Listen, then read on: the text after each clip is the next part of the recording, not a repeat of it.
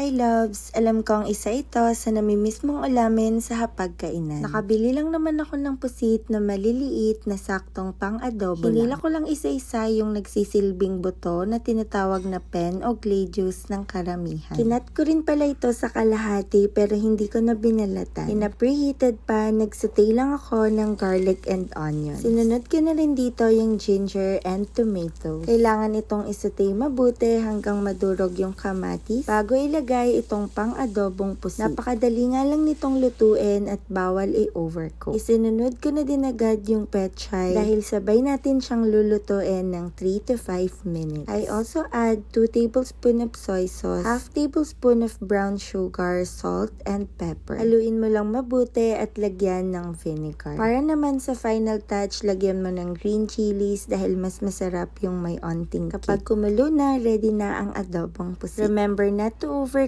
para hindi tumikas. Thank you for watching, loves. Kain tayo.